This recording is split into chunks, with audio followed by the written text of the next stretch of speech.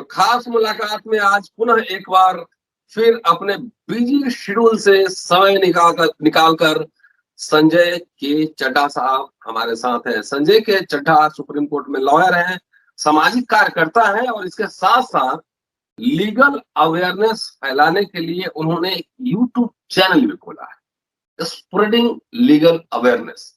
नाम को मैंने सजेस्ट किया है कि सिर्फ स्प्रेडिंग लीगल अवेयरनेस कर दीजिए, स्प्रेडिंग अपने आप ऑटोमेटिक है उसमें। तो आप अगर कोई कानूनी सहायता चाहते हैं, जानना चाहते हैं, आप उस यूट्यूब पर जाएं, उसको देखें और अपना नंबर छोड़े। कोई कानूनी सहायता हो, फ्री ऑफ कॉस्ट आपको कानूनी सहायता मिलेगी वहां से, खास तौर से वैसे लोगों के लिए जो आम जन है, जिनके पास न्याय पाने के लिए संसाधन, रिसोर्सेस नहीं है। तो इसलिए मैं सलाम करता हूँ संजय के चड्ढा साहब को।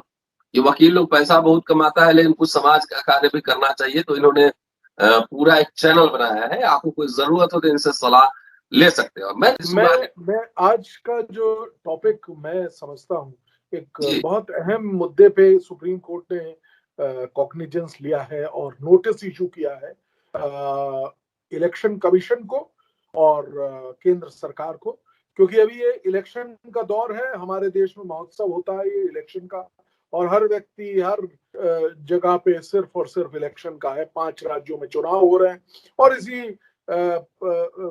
इसी चीज को आगे बढ़ाते हुए अभी एक सुप्रीम कोर्ट में इसी वीक सुप्रीम कोर्ट में नोटिस इशू किया है। जैसे मैंने, क्या चीज है ये?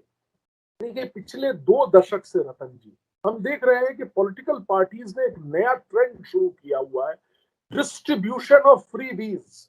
मुफ्त में आपको कंप्यूटर मिलेगा, बिजली मिलेगी, पानी मिलेगा, है, स्कूटी मिलेगी, लैपटॉप मिलेगा, टेलीफोन मिलेंगे और न जाने कितनी चीजें मिलेंगी। और वो कहां से जाएंगी?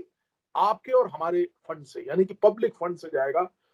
तो इस इशू पे कि क्या इस तरह के लाभ लुभावने वादे वोटर को अट्रैक्ट करते हैं? क्या ये प्रतिबद्धता कॉन्स्टिट्यूशन के खिलाफ है?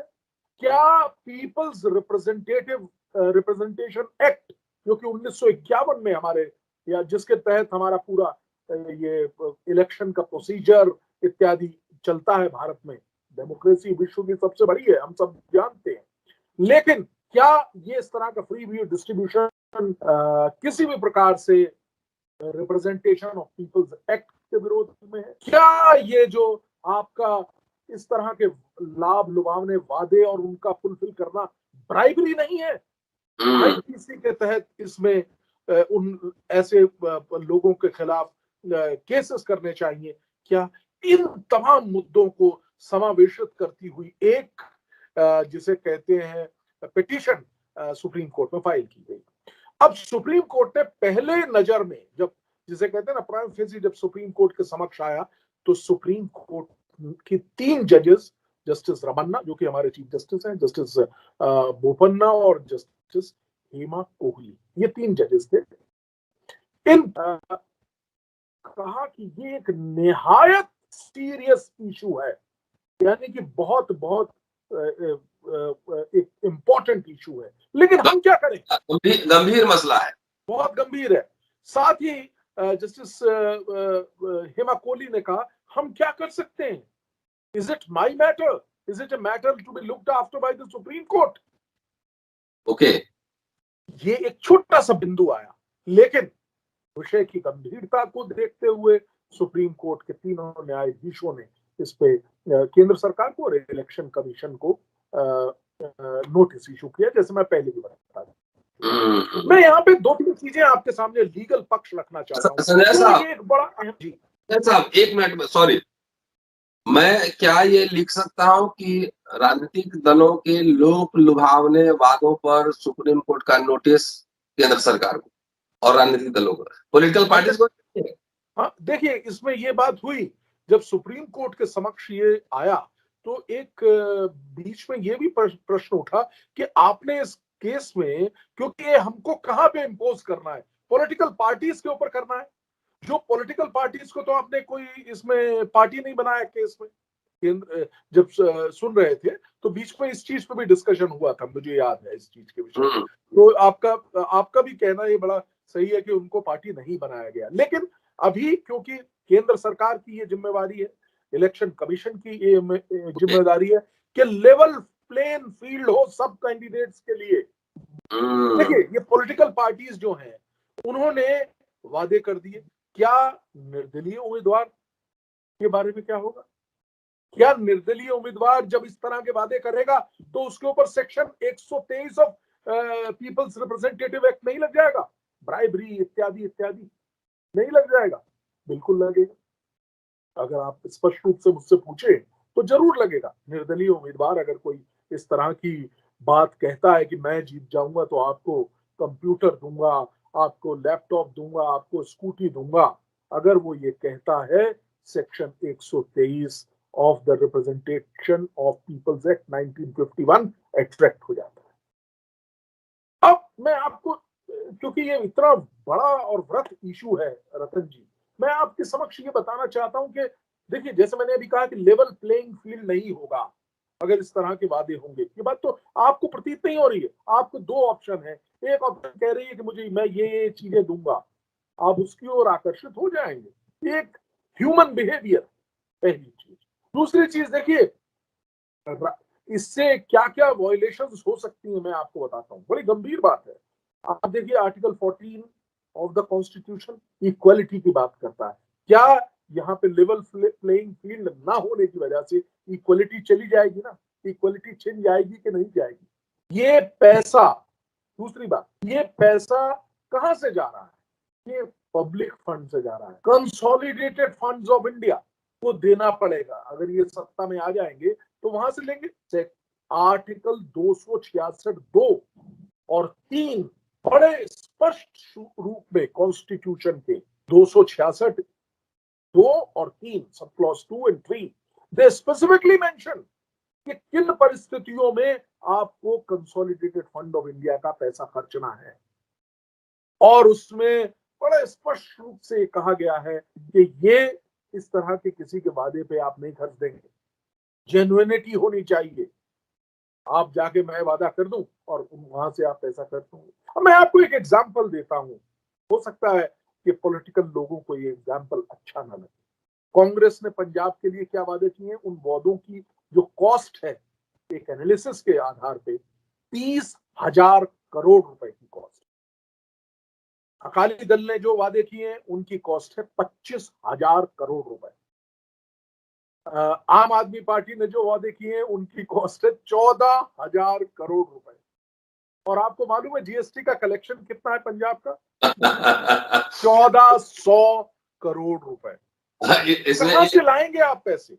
नहीं आज सुप्रीम कोर्ट के समक्ष है और इसी चीज को, इसी रूपरेखा को रखते हुए सुप्रीम कोर्ट ने नोटिस दिया है केंद्र सरकार को और इलेक्शन कमीशन को। क्यों नहीं इलेक्शन कमीशन इस तरह की गाइडलाइंस?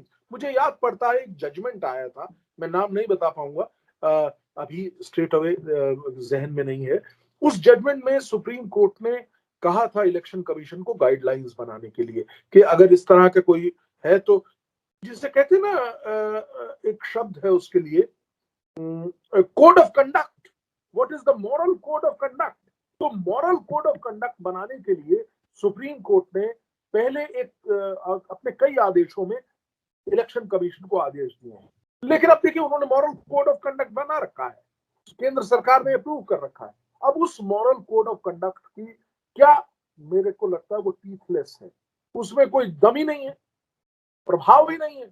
आपको, आपके खिलाफ एफआईआर भी हो जाएगी तो भी आप चुनाव लड़ रहे हैं, आप चुनाव जीत जाते हैं और 10 साल के बाद वो चीज रफा दफा हो जाती है। वो सवाल मेरे पास बहुत ही महत्वपूर्ण है जो मैं आपकी बात से समझ पा रहा हूँ। एक तो बहुत ही इम्पोर्टेंट गंभीर मसला है जो कि सुप्रीम कोर्ट के संज्ञान में आया है। और एक तो सवाल यह कि पिटिशनर कौन है, उनका पॉलिटिकल एफिलिएशन क्या है। नंबर 2, इतना गंभीर मसला है तो चुनाव के दरमियान, जो कि उत्तर प्रदेश का चुनाव 5 राज्यों में, लेकिन उत्तर प्रदेश का चुनाव मतलब देश का मिनी चुनाव होता है, ये मेन स्ट्रीम मीडिया से इशू गायब है।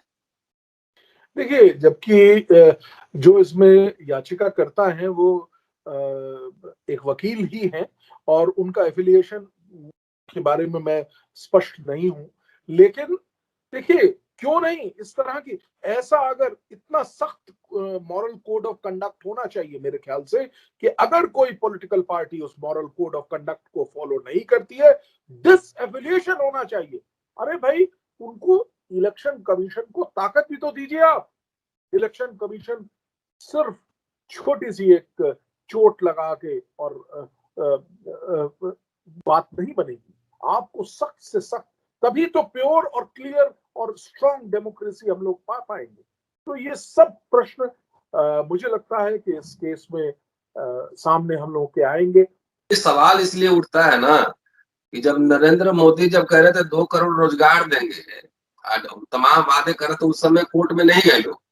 अभी उत्तर प्रदेश का चुनाव, अखिलेश यादव कह रहे हैं, मान लिया कि हम 300 यूनिट बिजली फ्री देंगे, हम लैपटॉप देंगे, तो उसका समय संदर्भ भी ध्यान में रखा। इतिहास का छात्र देखिए तो रतन जी, इसको मैं फिर से ये बात कहूंगा, मैं इस चीज से आपकी सहमत नहीं हूँ। पॉलिटिकली नजरिए से हम इसको नहीं देख सकते, क्योंकि आप अगर एसपी का बता रहे हैं, बीजेपी ने भी सिमिलर वादे किए हैं। बीजेपी ने भी कहा है कि वो फ्री बिजली देंगे, इस तरह से बाकी सब ने भी कहा है फ्री बिजली देंगे। अरे भाई, कब तक देते रहोगे? कब तक ये पब्लिक मनी का जो है रॉन्ग डिस्ट्रीब्यूशन होगा? और आप अपने हितों के लिए इस तरह की बात कर, अपने हितों के लिए, अपने वोट के लिए इस तरह के वादे करते हैं। क्या ये वादे हमें स्ट्रॉन्ग डेमोक्रेसी की तरफ ले जा रहे हैं? इस प्रश्न पे आई थिंक हमको बल देने की आवश्यकता है। नहीं, वो अगली तारीख कब है?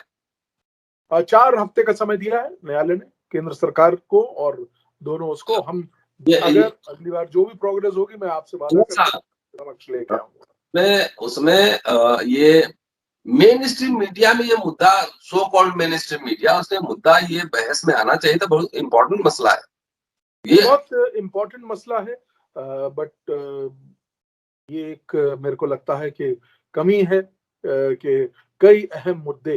देखिए आप रतन, एक चीज मैं और आपसे बताना चाहूंगा कि कितना बड़ा अमाउंट इन इलेक्शंस में खर्च होता है। क्या भारत इसीलिए कई बार एक लोग कहते हैं कि we should have one nation one election, और इस तरह के कई चीजें, सुझाव हम लोग देखते हैं। हम और भी देखते हैं कि हमारे समक्ष सुझाव आया है कि क्यों ना इलेक्शन में वोटिंग कंपलसरी हो जाए, क्योंकि इस तरह अगर कंपलसरी वोटिंग हो जाएगी तो ये वादों का कोई वो नहीं होगा, क्योंकि ये वादों से फिर लोग अट्रैक्ट होकर आके वोट करते हैं ना। तो इस तरह के कई पहलू हैं जिन पे बातचीत हो सकती है। चलिए संजय साहब,